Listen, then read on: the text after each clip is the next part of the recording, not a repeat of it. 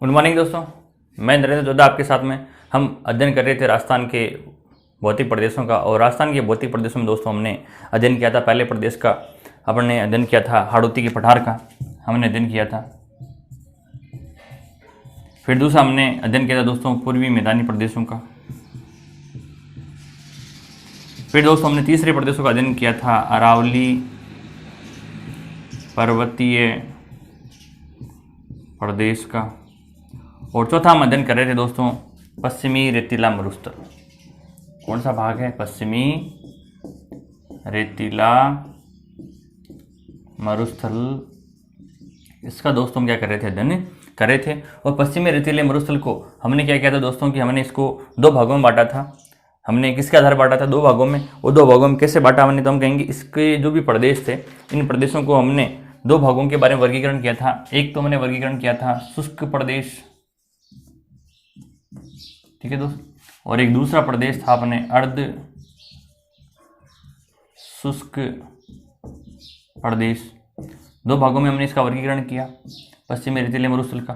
फिर हमने कहा था जो आपके शुष्क जो प्रदेश है, इस शुष्क प्रदेश को हमने उच्चावच के आधार पे दो भागों में बांटा था। एक तो भाग था अपने बालू का स्तूप मुक्त प्रदेश, दूसरा भाग था बालू का स्तूप युक्त प्रदेश। यानी एक ऐसा स्थान है जहां पर बालू के टीले नहीं हैं। हमने ये कहा था, तो हमने कहा था जैसलमेर है और जोधपुर है और बाड़मेर है। इन जिलों के बीच में कुछ ऐसा भाग है जहां पर क्या है? बालू का स्तूप मुक्त है, यानी यहाँ पर बालू के टीले नहीं पाए जाते हैं। कुछ ऐसे क्षेत्र हैं। फिर हम दूसरे का अध्ययन किया था बालू का स्तूप युक्त प्रदेश, यानी ऐसे भाग जहां पर क्या पाए जाते हैं? बालू के टीले पाए जाते हैं। दूसरा अपने भाग ये था, पहला भाग शुष्क प्रदेश के रूप में और उच्चावच के आधार पर हमने पढ़ा था इसको।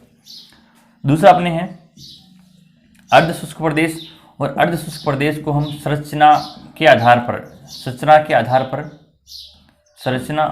हम पढ़ते हैं। और संरचना के आधार पर हम इसको कितने भागों में बांटते हैं? चार भागों में। तो हमने कहा था चार भागों में पहला अपना प्रदेश था घग्गर प्रदेश। आप सभी को याद है, हमने पिछले वीडियो में हमने इसका अध्ययन किया था विस्तार पूर्वक। घग्गर प्रदेश, घग्गर प्रदेश क्या है दोस्तों? तो हमने कहा घग्गर जो प्रदेश है आपका गंगानगर जिला है और हनुमानगढ़ जिला है। इन जिलों में एक नदी बहती है, और वो कौन सी नदी है? घग्गर नदी है, जो इस प्रदेश में बहती है। और इसलिए इस प्रदेश को हम किस रूप में जानते हैं? घग्गर प्रदेश के रूप में। या हम कह सकते हैं इन प्रदेशों में जो नदी बहती है घग्गर नदी, और एक नदी और बहती है सतलज नदी। दो नदियाँ जिन क्षेत्रों से बहती है तो दो आब का निर्माण करती है। किसका निर्माण करती है दोस्तों? दो आब का। सतलज नदी है, घग्गर नदी है। जब दोनों ही नदियाँ जहाँ आके मिलती है उस क्षेत्र को हम कहते हैं दो आब। क्या कहते हैं दोस्तों? दो आब। हमने पिछले वीडियो में विस्तारपूर्वक अध्ययन किया था। दो जिलों में है गंगानगर और हनुमानगढ़। घग्गर जो नदी बहती है जिन क्षेत्रों से, उस नदी के पार्ट को हम कहते हैं नाली। किस रूप में जानते हैं? नाली के रूप में। हमने इसका अध्ययन किया था। फिर हमने दूसरा जो हमारा प्रदेश है, दूसरा हमारा कौन सा प्रदेश है? शेखावाटी प्रदेश है। हमने कहा भाई अपना जो दूसरा प्रदेश है वो कौन सा प्रदेश है? शेखावाटी प्रदेश।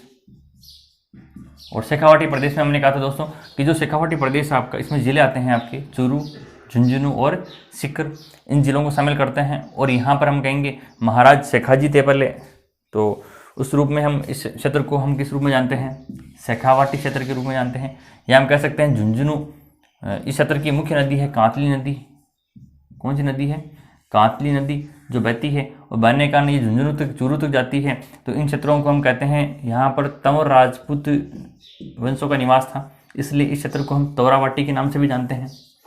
किस नाम से भी जानते हैं दोस्तों?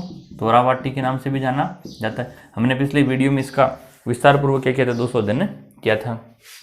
अगला जो प्रदेश अपना नागौरी उच्च भूमि।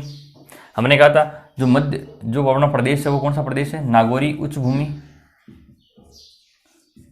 नागौरी उच्च भूमि। अब नागौरी उच्च भूमि क्या है? हम कहेंगे कुछ ऐसा भूभाग जो क्या है? ऊपर उठा हुआ भूभाग है, और उस ऊपर उठे भूभाग को हम क्या कहते हैं? नागौरी उच्च भूमि। या इसी प्रदेश को हम कहते हैं कुब्बड़ पट्टी के नाम से भी जानते हैं। किस नाम से जानते हैं? कुब्बड़ पट्टी। यानी कि नागौर में फ्लोराइड युक्त जल अधिक होने के कारण इस क्षेत्र को हम किस रूप में जानते हैं? फ्लोराइड पट्टी या कुब्बड़ पट्टी के रूप में जाना जाता है, क्योंकि इसे हम बंकन पट्टी भी कहते हैं, क्योंकि जो मानव होते हैं उनकी हड्डियों में क्या पड़ जाता है दोस्तों? बंकन पड़ जाता है। बंकन पड़ने के कारण आपने बूढ़े व्यक्तियों को देखा होगा, वो झुक जाते हैं, झुके हुए चलते हैं। तो इसका मतलब है कि ये उनमें फ्लोराइड की मात्रा क्या है, अधिक है। फ्लोराइड की मात्रा अधिक होने के कारण हड्डियों में क्या आ जाता है दोस्तों, झुकाव आ जाता है। इसलिए इस क्षेत्र को हम बंकन पट्टी, किस रूप में, बंकन पट्टी, या हम कह सकते हैं कुबड़ पट्टी, कुबड़ पट्टी। 2 जिलों को शामिल करते हैं, नागौर और अजमेर, इन दोनों जिलों को शामिल करते हैं। तो ये कौन सा है, नागौरी उच्च भूमि। फिर अगला अपना प्रदेश आता है, कौन सा प्रदेश आता है दोस्तों, अपना अगला प्रदेश आता है चौथा जो प्रदेश अपना, उस चौथे प्रदेश को हम किस रूप में जानते हैं। तो मैंने कहा था दोस्तों, इस चौथा प्रदेश है, इस प्रदेश को हम जानते हैं गोडवाड़ प्रदेश के रूप में। किस प्रदेश के रूप में, गोडवाड़ प्रदेश के रूप में जाना जाता है। किस नाम से जानते हैं, गोडवाड़ प्रदेश के रूप में। या हम कह सकते हैं ये जो प्रदेश है आपका, इसको हम कहते हैं लूणी जवाई प्रदेश भी कहते हैं। कौन सा प्रदेश, लूणी जवाई प्रदेश के नाम से भी जाना जाता है। किस प्रदेश को, जो अपना कौन सा है, जोधपुर है, पाली है और जालोर है, बाड़मेर है, ये जो क्षेत्र है अपना जैसलमेर है, इस क्षेत्र को हम शामिल करते हैं किसमें, लूणी जवाई प्रदेश के रूप में जाना जाता है। तो चौथा प्रदेश था अपना। या हम कह सकते हैं गोडवाड़ जो प्रदेश है, कई बार अपने को जिले पूछ लिए जाते हैं। तो जिलों की अगर हम बात करें तो हम कहेंगे इसमें है जालोर है, पाली है, जोधपुर है और बाड़मेर है। इन सब जिलों को हम किस प्रदेश में शामिल करते हैं, तो हम कहते हैं दोस्तों, इस प्रदेश में हम किसको शामिल करते हैं, गोडवाड़ प्रदेश को शामिल किया जाता है। यही क्षेत्र में हम कह सकते हैं प्राचीन काल में इन क्षेत्रों में गौड़ जाति निवास करती थी। कौन सी जाति निवास करती थी दोस्तों, गौड़ जाति निवास करती, और गौड़ जाति आती है राजपूतों में, इसमें आती है। इसका मतलब है कि यहाँ पर राजपूत जनजाति है, वो क्या करती थी, निवास करती थी, और उसको हमने क्या नाम दिया था, गौड़ जनजाति। और इसलिए इस प्रदेश, संपूर्ण प्रदेश को ही किस रूप में जानते हैं, गोडवाड़ प्रदेश के रूप में जाना जाता है। ये हमने इसका अध्ययन किया।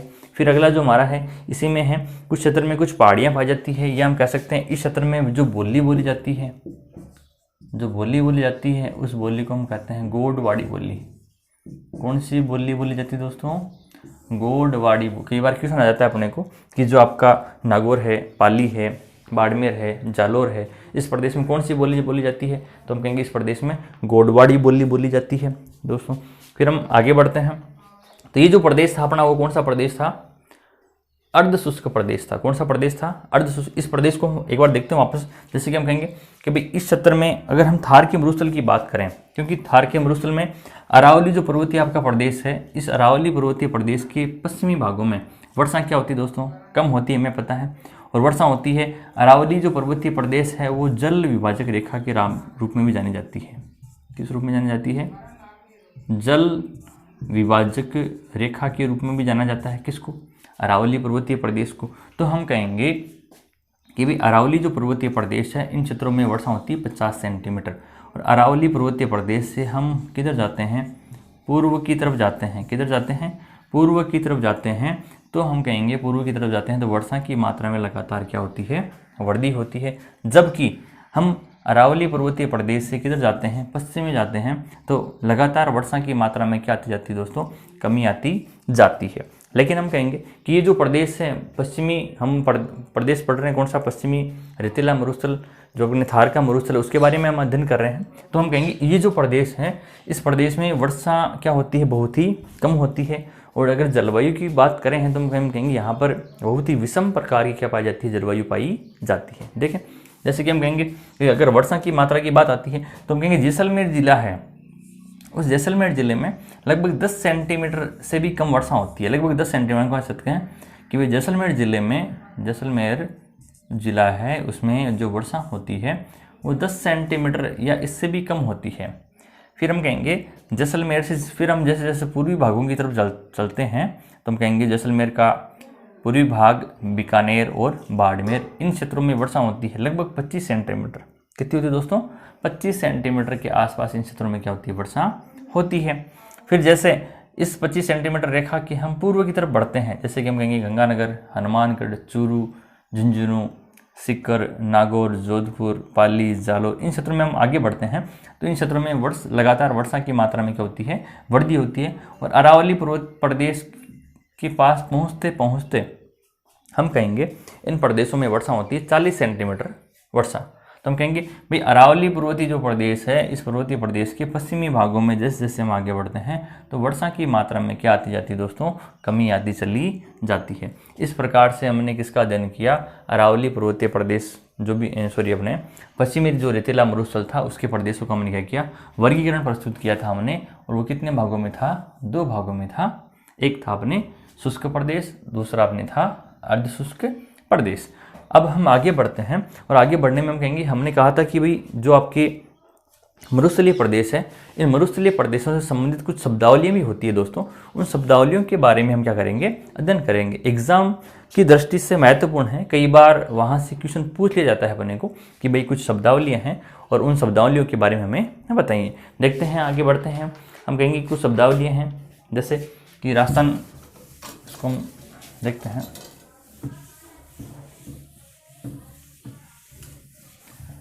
शब्दावलियाँ हैं और उन शब्दावलियों से संबंधित अक्सर एग्ज़ामों में क्वेश्चन पूछ लिया भी जाता है। और हमें पता है अभी मानसून आने वाला है, अपने ग्रीष्म ऋतु चल रही है, कोरोना काल चल रहा है, अपनी चरम अवस्था पे है। दोस्तों घर में रहिए, सेफ रहिए, वो भी अपने को ध्यान रखना है। और घर पे बैठे बैठे आराम से हम अध्ययन कर सकते हैं, क्योंकि अपने जितने भी कॉलेज के विद्यार्थी हैं या हम कह सकते हैं कि जितने भी अपने तैयारी करने वाले जो भी विद्यार्थी हैं, उन सभी में राजस्थान का भूगोल कहीं ना कहीं किसी न किसी रूप में आता है और वहाँ से अक्सर क्वेश्चन पूछे जाते हैं। देखते हैं, पश्चिमी मरुस्थलीय प्रदेश में कुछ शब्दावलियाँ हैं, उन शब्दावलियों का अध्ययन करते हैं। जैसे कि हम कहेंगे पहली शब्दावली आती है अपने लू। लू क्या है, स्थानीय पवन है। क्या है दोस्तों, स्थानीय पवन है। लू के बारे में अगर हम अध्ययन करें तो हम कहेंगे पश्चिमी जो राजस्थान है, क्या है, पश्चिमी जो अपने राजस्थान है। जैसे कि हम कहेंगे ये जो अपना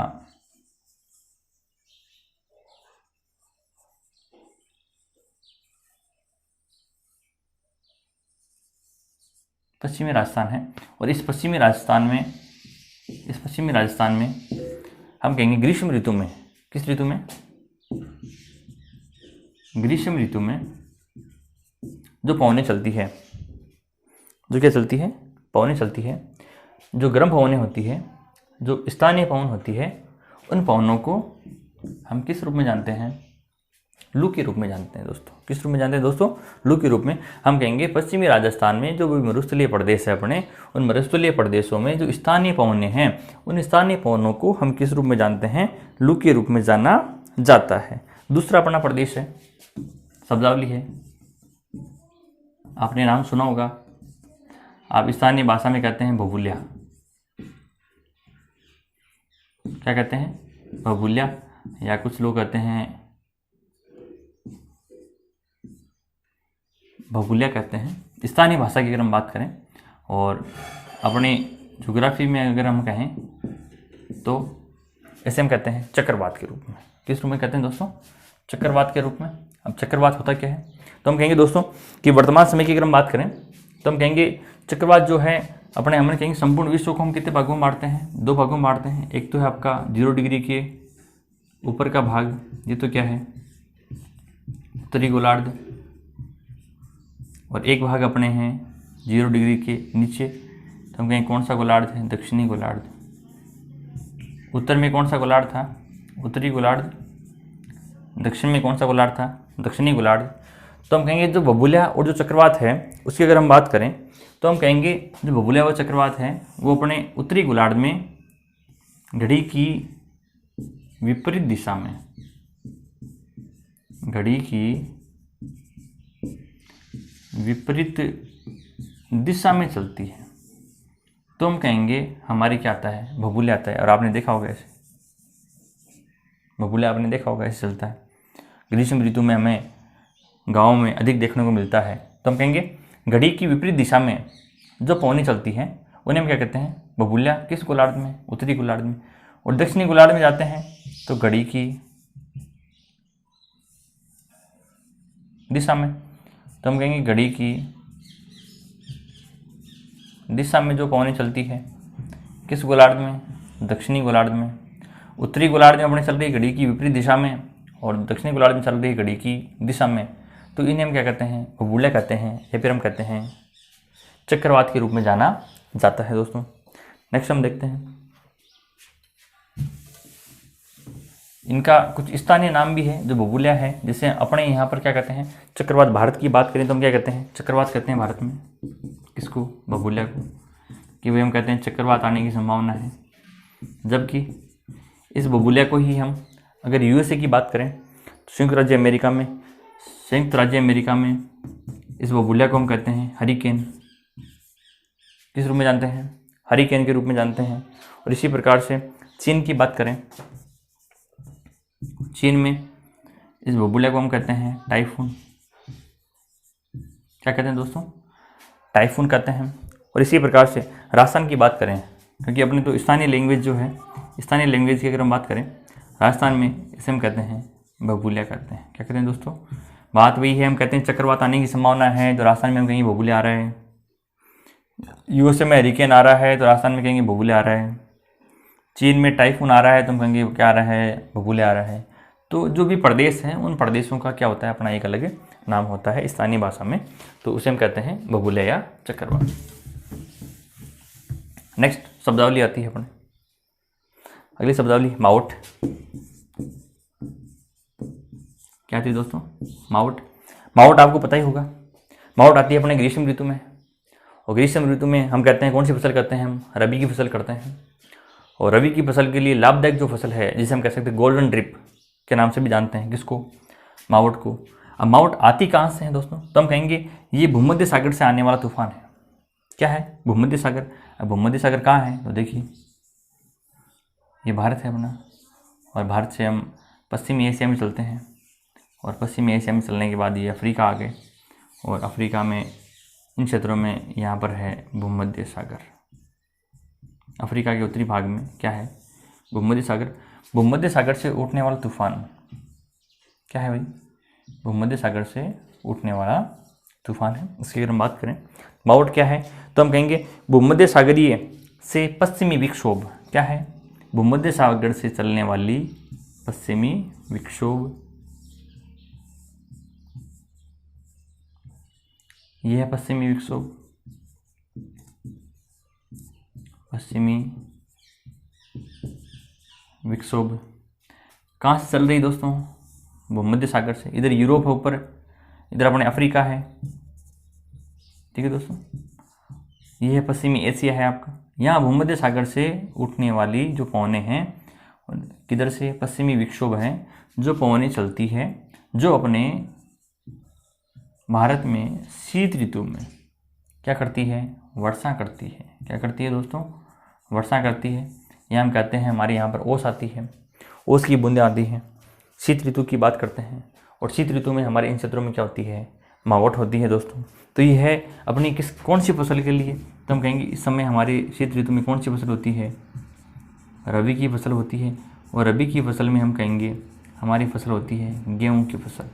और गेहूँ की फसल के लिए ये क्या है, सर्वाधिक दोस्तों क्या है, लाभदायक है। तो हम कहते हैं इस कारण से राजस्थान के संदर्भ में कहा जाता है, इसे हम कहते हैं मावट कहते हैं, या हम कह सकते हैं सुनहरी बूंदें। क्या कह सकते हैं, सुनहरी बूंदें, या हम कह सकते हैं गोल्डन ड्रॉप के नाम से भी जाना जाता है। किसको, मावट को। तो दोस्तों ये क्या है, अपने मावट है। नेक्स्ट अगली शब्दावली हम देखते हैं। अगली शब्दावली आती है दोस्तों अपने पुरवैया। क्या आती है, पुरवैया आती है। इसका मतलब है कि पूर्व की तरफ से चलने वाली, ये कहेंगे हम तो दोस्तों। तो हम कहेंगे ग्रीष्म ऋतु की बात करते हैं, और भारत के संदर्भ में देखते हैं, भारत है, और भारत में इधर आपके क्या है, अरब सागर, इधर क्या है अपने बंगाल की खाड़ी है दोस्तों, इधर है अपने क्या है, अरब सागर है। हम कहेंगे जब हमारे मानसून आता है, क्या आता है, मानसून। अब मानसून कब आता है, तो हम कहेंगे मानसून आता है ग्रीष्म ऋतु में। कब आता है दोस्तों, ग्रीष्म ऋतु में। जैसे कि अभी आने की संभावना है, आपको पता होगा वर्तमान समय में अपने अभी एक दो दिनों में कुछ स्थानों पर आंधी आने की संभावना है, आंधी भी आ रही है, कुछ स्थानों पर बूंदाबूंदी भी हुई है। तो अभी हमारी मानसून सक्रिय होना प्रारंभ हो चुका है और अब हम इसके बारे में भी अध्ययन करेंगे हम अभी आगे। पूर्व वायुएं क्या है, तो हम कहेंगे भारत है और भारत के एक तरफ क्या है, अरब सागर, इधर अपने बंगाल की खाड़ी है। हम कहेंगे जब मानसून आने की जो प्रक्रिया होती है हमारे, और हमारे मानसून कौन सा है, हम कहेंगे भूमध्य रेखा के आसपास पौने आती है और पौने आने के बाद में वो पौने क्या मुड़ जाती है, दाएं तरफ मुड़ जाती है। इन दाएं तरफ घूमने के पश्चात तो हमारे जो मानसून आता है भारत में, तो हम कहेंगे मानसून है दक्षिणी पश्चिमी मानसून। कौन सा मानसून है, दक्षिणी पश्चिमी मानसून आता है अपने। और जो दक्षिणी पश्चिमी जो मानसून है वो क्या करता है कि भाई दो भागों में बढ़ जाता है, एक तो अरब सागर की तरफ से और एक कहाँ चला जाता है, बंगाल की खाड़ी। और यहाँ पर बंगाल की खाड़ी में अराकान योमा की जो पहाड़ियाँ हैं, या हम कहें मेघालय, गारो, खासी, जयंतिया की पहाड़ियाँ हैं, इनसे टकरा करके वापस किधर जाता है, अपने पश्चिम की तरफ बढ़ता है। तो जो पवनें आती हैं पश्चिम की तरफ, जो पवनें बढ़ती हैं, इन पवनों को ही हम किस रूप में जानते हैं, पूर्व वायुएं के रूप में जानते हैं। क्लियर है दोस्तों। तो हम कहेंगे जब हमारे मानसून आता है, और हमारे मानसून का मतलब है कि भाई दक्षिणी पश्चिमी जो मानसून है जो हमारे भारत में आता है, तो हम कहेंगे एक तरफ क्या है, अरब सागर, एक तरफ क्या है, अपने बंगाल की खाड़ी। तो यहाँ पर हम कहेंगे कि भी जो मानसून आता है तो यहाँ पर पवनें बाईं तरफ मुड़ जाती है और अरब सागर में चलने के बाद में ये पवनें वापस किधर चलती है, पश्चिमी राजस्थान की तरफ चलती है।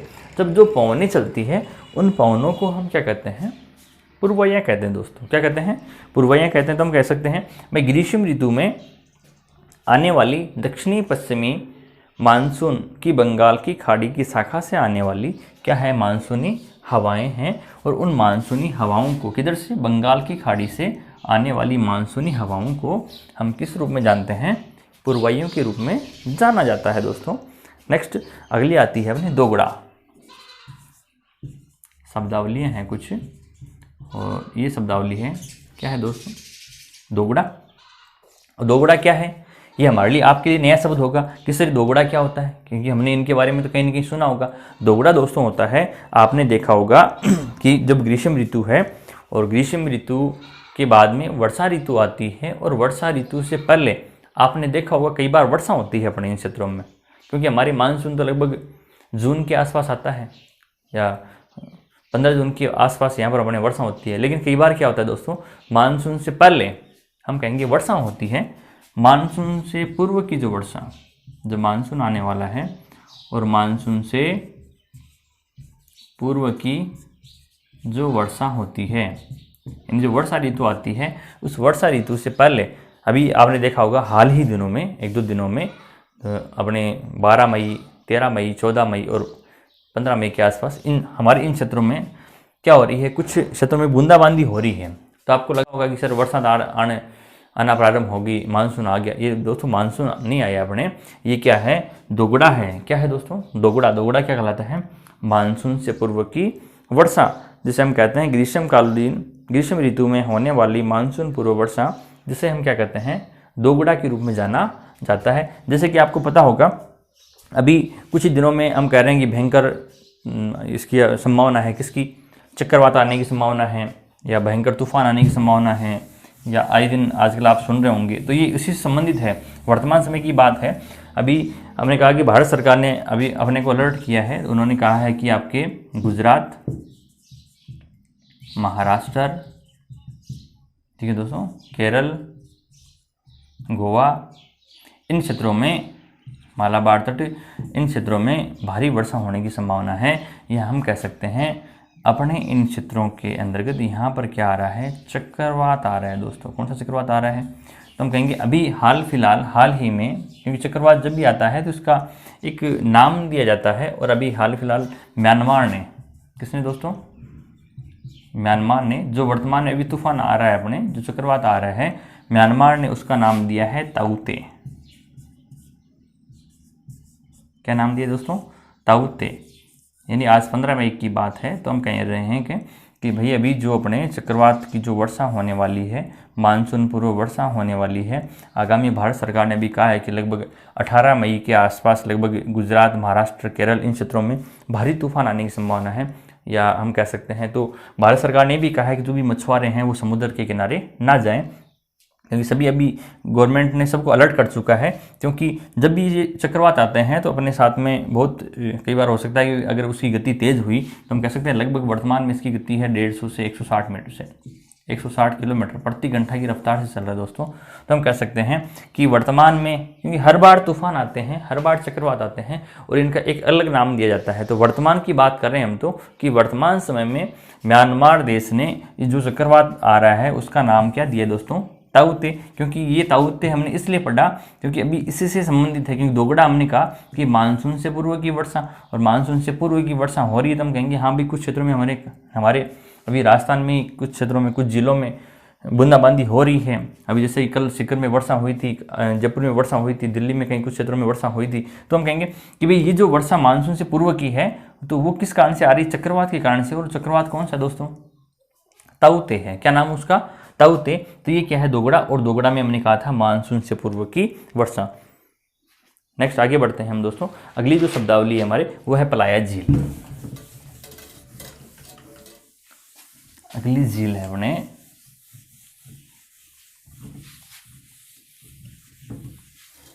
अगला शब्दावली है, उस शब्दावली को हम नाम देंगे पलाया झील। क्या नाम है दोस्तों? पलाया झील। अब पलाया झील क्या होती है? तो हम कहेंगे कि भाई पलाया झील को ही हम कहते हैं टोड झील। किस नाम से जानते हैं? टोड झील के नाम से भी जानते हैं, या इसे ही हम कहते हैं रन, या इसे ही हम कहते हैं टाट। तो हम कहेंगे दो बालू का स्तूपों के मध्य,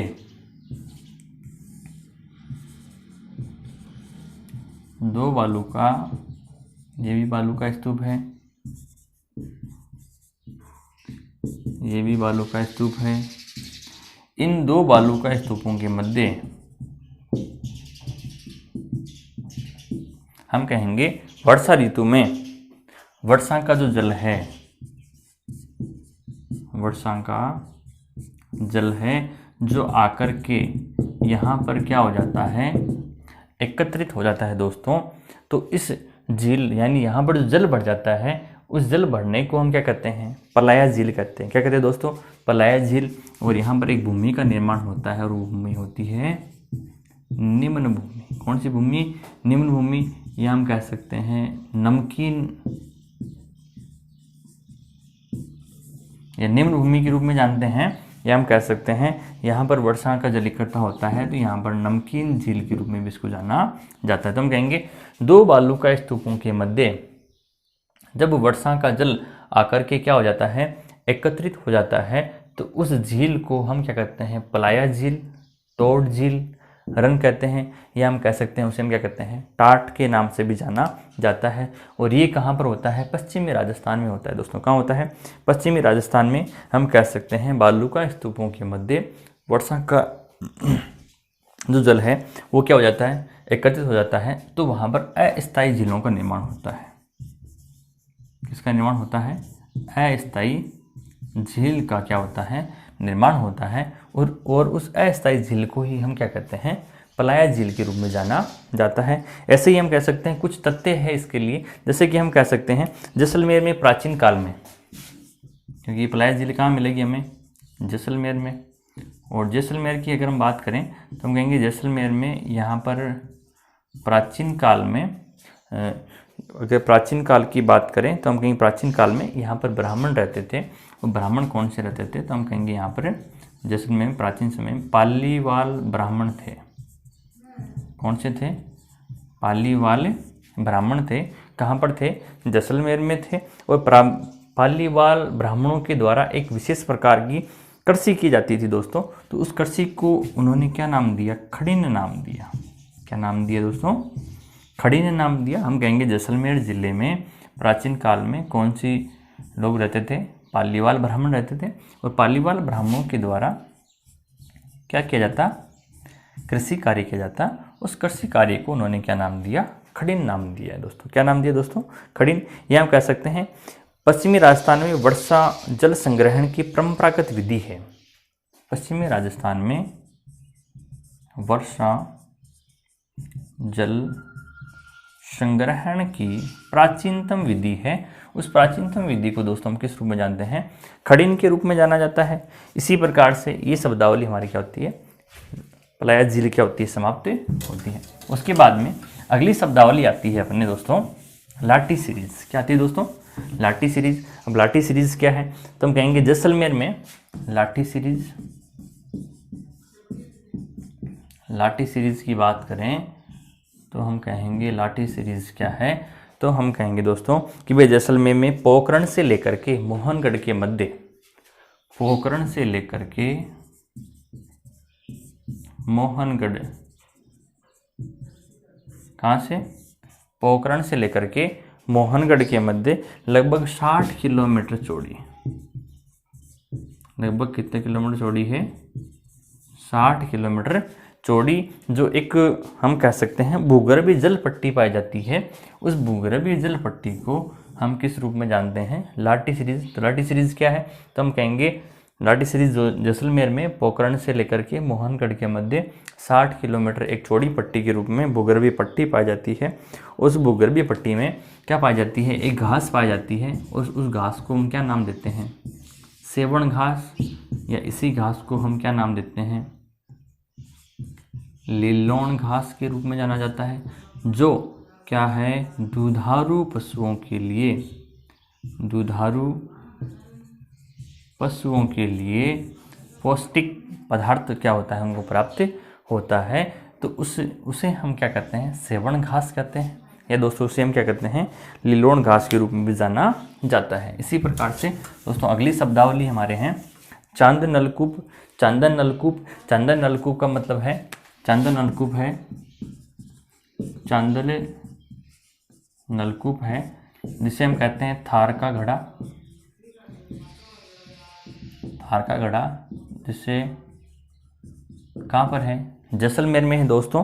तो हम कहेंगे जैसलमेर में चांदन नामक स्थान पर, जैसलमेर में चांदन नामक स्थान पर हम कह सकते हैं भूगर्भीय जल पट्टी पाई जाती है, या हम कहेंगे भूगर्भीय जो जल पट्टी पाई जाती है उस भूगर्भीय जल पट्टी को हम किस रूप में जानते हैं? चांदन नलकूप के रूप में जाना जाता है। इसी प्रकार से दोस्तों अगली शब्दावली है आकल गांव। कौन शब्दावली दोस्तों? आकल गांव। आकल गांव का मतलब है कि जैसलमेर जिले में आकल गांव ऐसा है जहां पर हमें प्राचीनतम डायनासोर के अवशेष हमें क्या होते हैं? प्राप्त होते हैं। या हम कह सकते हैं कि भाई सॉरी डायनासोर नहीं है, आकल गांव में है कि प्राकृतिक जो वनस्पति है दोस्तों, तो हम कहेंगे जैसलमेर में आकल गांव में जुरेसिक कालीन, जुरेसिक कालीन की बात करें हम, जैसलमेर में है आकल गांव। कहाँ है दोस्तों? जैसलमेर में है। और जैसलमेर की बात करें तो हम कहेंगे जैसलमेर में कौन सा काल? जुरेसिक कालीन की बात करें तो जुरेसिक कालीन में हमें क्या है प्राप्त होता है? प्राकृतिक वनस्पति के, प्राकृतिक वनस्पति के अवशेष पाए जाते हैं। और उस प्राकृतिक वनस्पति के जो अवशेष पाए जाते हैं कहाँ पर? जैसलमेर में। और जैसलमेर में एक गांव है, वो कौन सा गांव है? आकल गांव है। और ये किस काल की बात है? जुरेसिक काल की बात है। तो उसे हम कहते हैं आकल गांव। आकल गांव में क्या प्राकृतिक वनस्पति के दोस्तों क्या पाए जाते हैं? अवशेष पाए जाते हैं। इसी प्रकार से अगली शब्दावली है कुलधरा ग्राम। कुलधरा ग्राम है। कुलधरा ग्राम क्या है दोस्तों? तो हम कहेंगे जैसलमेर में कुलधरा ग्राम की बात करें तो कुलधरा गांव भी कहाँ है दोस्तों? जैसलमेर में है। और जैसलमेर में हम कह सकते हैं डायनासोर के अवशेष प्राप्त हुए हैं। किसके अवशेष प्राप्त हुए दोस्तों? डायनासोर के अवशेष प्राप्त हुए हैं जैसलमेर के किस गांव में? कुलधरा गांव में। इसी प्रकार से अगली शब्दावली है बाप बोल्डर। क्या है दोस्तों? बाप बोल्डर। बाप बोल्डर क्या है दोस्तों? तो हम कहेंगे जोधपुर के निकट लगभग 200 या 250 किलोमीटर के आसपास की बात करें, जोधपुर से 250 किलोमीटर आगे चलते हैं हम, तो वहाँ पर हम कहेंगे एक स्थान है और उस स्थान का नाम है बाप। क्या नाम है दोस्तों? बाप नाम है। और हम कहेंगे यहाँ पर पुराजीवी महाकल्प है, उसका नाम क्या है? पुराजीवी। कौन सा कल्प है? पुराजीवी महाकल्प है। और पुराजीवी महाकल्प की बात करें तो हम कहेंगे पर्मियन कार्बोनिफेरस, पर्मियन कार्बोनिफेरस काल की अगर हम बात करें, पर्मियन कार्बोनिफेरस काल की अगर हम बात करें तो हम कहेंगे यहाँ पर हिमानीकृत गोलाश्म, क्या है दोस्तों, हिमानीकृत गोलाश्म की बात करें तो जो प्राचीन जो हमें अवशेष प्राप्त होते हैं दोस्तों, जिसे हम कहते हैं जो हिमानीकृत गोलाश्म पाए जाते हैं, उस ये प्राचीनतम जिनके अवशेष पाए जाते हैं और जो जिसे हम क्या कहते हैं बाब बोल्डर के रूप में जाना जाता है। तो बाब बोल्डर कहाँ है, तो हम कहेंगे ये है जोधपुर जिले में। क्वेश्चन पूछा जाता है कि बाब बोल्डर कहाँ पाया जाता है, जैसलमेर में, सॉरी जोधपुर में। कहाँ है, तो हम कहेंगे पुराजीवी जो महाकल्प है, पुराजीवी महाकल्प में कौन सा काल है, पर्मियन कार्बोनिफेरस जो काल है, उस पर्मियन कार्बोनिफेरस काल में प्राचीनतम हिमानीकृत गोलाश्म के क्या पाए जाते हैं, अवशेष पाए जाते हैं। उन अवशेषों को हम किस रूप में जानते हैं, बाब बोल्डर के रूप में जाना जाता है। इसी प्रकार से अगली शब्दावली है अपने समगांव। कौन सा गांव है दोस्तों, समगांव। अगर समगांव की बात करें तो हम कहेंगे पश्चिमी राजस्थान में स्थित गांव है एक, सॉरी सम जो गांव है वहाँ पर पश्चिमी राजस्थान की बात करें, जैसलमेर की बात करें तो यहाँ पर एक ऐसा गांव है जहाँ वो संपूर्ण वनस्पति रहित है, यहाँ पर वनस्पति के अवशेष नहीं पाए जाते। तो हम कहेंगे वनस्पति के अवशेष नहीं पाए जाते हैं। तो सम गांव किस जिले में है, तो हम कहेंगे दोस्तों जैसलमेर जिले में है। अगला है अपना दरियन। हम कहेंगे निर्जन तथा भ्रमणशील बालू का जो स्तूप है, निर्जन और भ्रमणशील जो बालू का जो स्तूप है, उन्हें हम किस रूप में जानते हैं, दरियन के रूप में जानते हैं। किस रूप में जानते हैं, दरियन के रूप में जानते हैं, निर्जन स्थान है। फिर हम कहेंगे थली, तो हम कहेंगे थार के मरुस्थल का स्थानीय नाम, थार के मरुस्थल क्या है, स्थानीय नाम, उसे हम किस रूप में जानते हैं दोस्तों, थली के रूप में जाना जाता है। तो इस प्रकार से दोस्तों हमारा राजस्थान के जो भौतिक प्रदेश थे, चारों भौतिक प्रदेश आज क्या होते हैं, समाप्त होते हैं। और दोस्तों अभी तक जिन विद्यार्थियों ने हमारे चैनल को सब्सक्राइब नहीं किया है वो कृपया अपने इस चैनल को सब्सक्राइब करें और अपने जितने भी आपके विद्यार्थी हैं, कॉलेज वाले जो भी हमारे विद्यार्थी हैं, वो इसे अपने चैनल को बढ़ाने के लिए आगे से आगे इसको सब्सक्राइब करवाएं और ज़्यादा से ज़्यादा देखें। क्योंकि दोस्तों हमें पता है अभी कोरोना काल चल रहा है और आने वाले समय काफ़ी लंबे समय तक अभी क्लासेस प्रारंभ नहीं होगी, इसलिए जहाँ तक हो सके हम घर पे रहिए, सेफ रहिए और लगातार आप अध्ययन करिए। हम आपके साथ में हैं और आपको अध्ययन करवाते रहेंगे। धन्यवाद।